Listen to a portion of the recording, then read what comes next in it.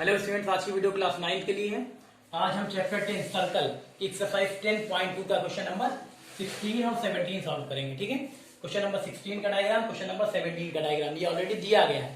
तो चलिए सबसे पहले हम लेते हैं क्वेश्चन नंबर 16। दिया गया है in the figure O is the centre of circle and angle BOP is equal to 120 degree, then the measure of x will be. है यहाँ पे देखिए डायग्राम बना है क्वेश्चन नंबर 16 का। In the figure O is the centre of circle, O क्या है, इस सर्कल का सेंटर है, and angle BOP is equal to 120 degree. Angle BOP ये एंगल कितना दिया गया, 120 degree. Then measure of x will be, तो हमें क्या निकालना है, x की वैल्यू निकालनी है। x है ना, x की वैल्यू यानी कि एंगल BAQ, एंगल BAQ यानी x की वैल्यू निकालनी है। ठीक है, चलिए शुरू करते हैं। सॉल्यूशन नंबर 16, सॉल्यूशन 16 का ये डायग्राम दिया गया, देख लीजिए, इसी से हमें करना है। तो हमें देखिए यहाँ पे इस डायग्राम में हमें x की वैल्यू चाहिए, ये हमें लेके चल रहा है कि हमें x की वैल्यू निकालनी है। तो सबसे पहले यहाँ पे देखिए आप एंगल BOP जो दिया गया है हम लिख दे, देखिए एंगल BOP है, एंगल BOP ये वाला एंगल प्लस एंगल ये एंगल देखिए plus angle BOQ plus angle BOQ, इन दोनों का सम हमने दिखा दिया 180 डिग्री। क्यों? क्योंकि POQ जो है एक स्ट्रेट लाइन है, तो ये एंगल और ये एंगल क्या होंगे, लीनियर पेयर के एंगल होंगे। तो हम यहाँ लिख दे रहे हैं लीनियर पेयर, रीजन यहाँ हम दे रहे हैं लीनियर पेयर। और यहाँ एंगल BOP तो हमें दिया गया, एंगल BOP कितना है, 120 डिग्री। तो यहाँ एंगल BOP हम लिख दे रहे हैं 120 डिग्री प्लस एंगल BOQ यहाँ से हम निकाल लेंगे, BOQ यहाँ से हमें निकालना है, तो हो जाएगा angle BOQ is equal to 180 degree minus 120 degree. तो एंगल BOQ कितना आ जाएगा, एंगल BOQ आ जाएगा 60 डिग्री। एंगल BOQ कितना आ गया, ये वाला एंगल आ गया 60 डिग्री। ठीक है, देखिए ये हम लिख दे रहे हैं, ये एंगल आ गया 60 डिग्री BOQ कितना आ गया, 60 डिग्री। अब यहाँ पे देखिए ये जो एंगल आया BOQ जो 60 डिग्री ये आया है, यहाँ पे देखिए आर्क BQ से आप देखिए आर्क BQ, ये आर्क है ना, ये आर्क BQ से देखेंगे, इस आर्क BQ से देखिए ये एंगल ये भी बन रहा है इसी आर्क BQ से, और BQ आर्क से ही ये एंगल यानी ये एंगल भी बन रहा है ना। तो यहाँ पे क्या देख सकते हैं, सेंटर वाला एंगल है और ये सर्कमफ्रेंस वाला एंगल है। तो आपको पता है angle subtended by an arc BQ at the centre of circle is double the angle subtended by it at the remaining point of the circle. या कह सकते हैं यहाँ पे पॉइंट A वाला जो सर्कल, पॉइंट A वाला जो एंगल है इस सर्कमफ्रेंस पे, आपको थ्योरम कराएगी ना एंगल। यहाँ पे आर्क BQ देखिए, आर्क BQ से ही सेंटर वाला एंगल भी बन रहा है, आर्क BQ से ही ये एंगल BAQ यानी x जो बना है ये भी बन रहा है। तो आपको थ्योरम कराएगी angle subtended by an arc at the centre of a circle is double the angle subtended by it at any point on the remaining part of the circle, है ना। यानी सेंटर वाला जो एंगल होता है वो double होता है सर्कमफ्रेंस वाले एंगल पे, यानी सर्कमफ्रेंस पे बाउंड्री पे कहीं पे भी कोई एंगल बना हो तो उसका क्या होगा, डबल होगा। ठीक है, तो यहाँ पे हम लिख सकते हैं, चलिए आर्क भी लिख दे रहे हैं, फ्रॉम आर्क BQ ये हम लिख दे रहे, देखिए फ्रॉम आर्क ये हमने लिख दिया, from arc BQ, from arc BQ, ये देखिए आर्क BQ लिख दिया, फ्रॉम आर्क BQ हम लिख सकते हैं, we know that angle subtended by an arc, we know that angle subtended by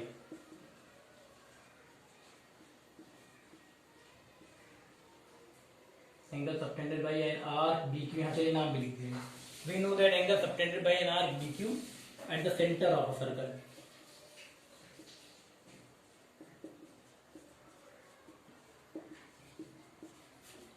eight the centre of circle is double, है ना। Angle subtended by an arc BQ at the centre of circle is double the angle subtended by it,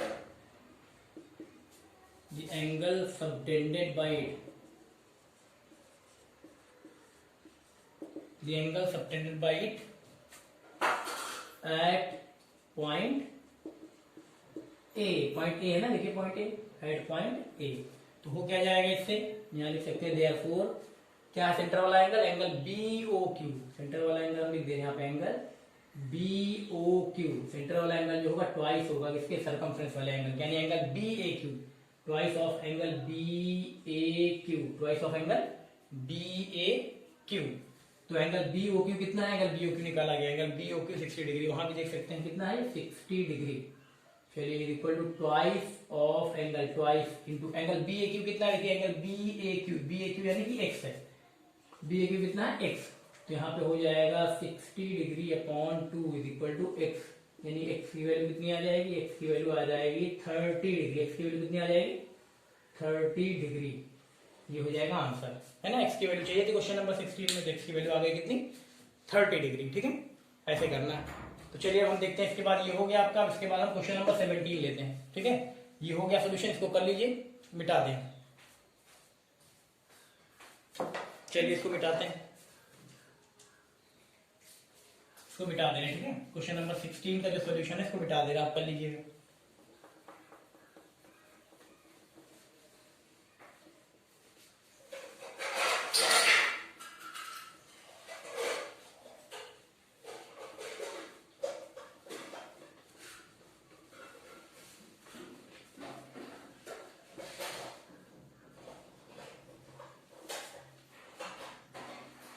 चलिए हम देखते हैं question number 17 का solution, 17 का ये circle है,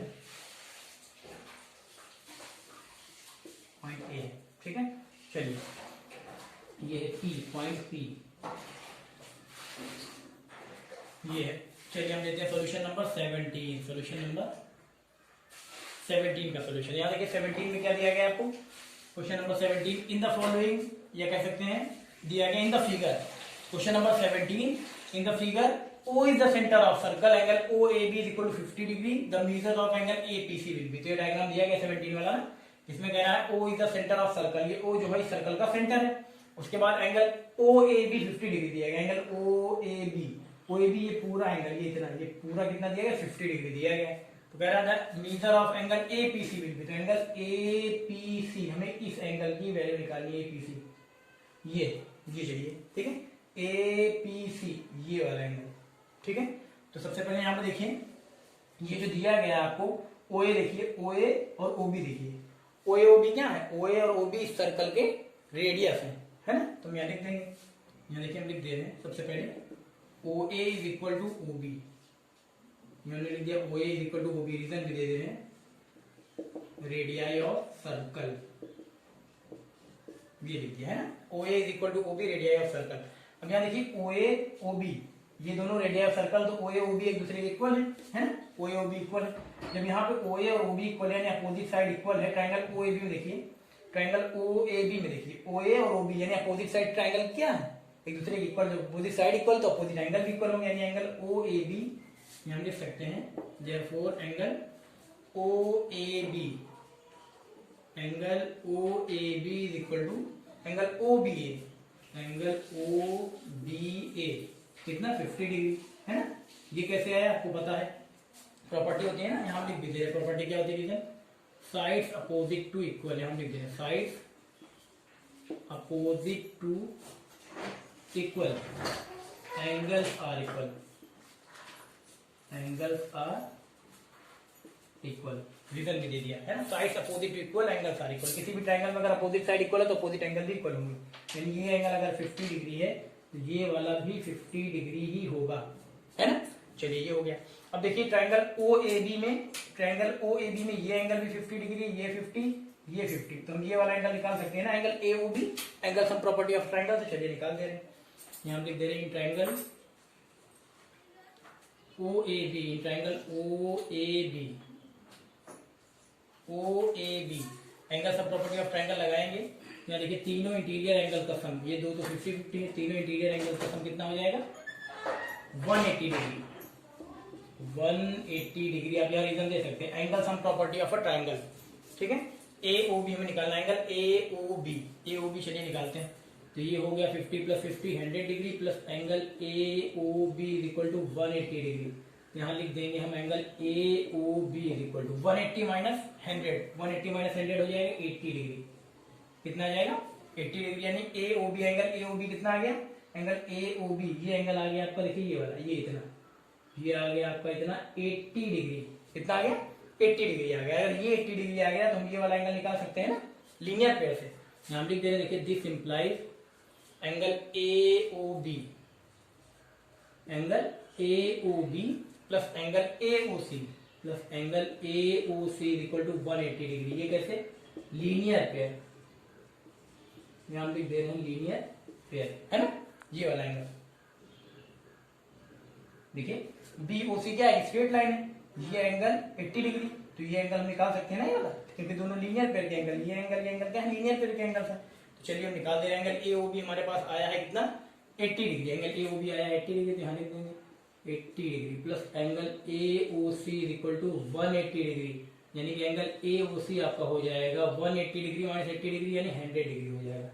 कितना हो जाएगा? 100 डिग्री, यानी एंगल ए ओ सी, ये एंगल, ये देखिए ये इतना आ गया कितना? 100 डिग्री। कितना आ गया?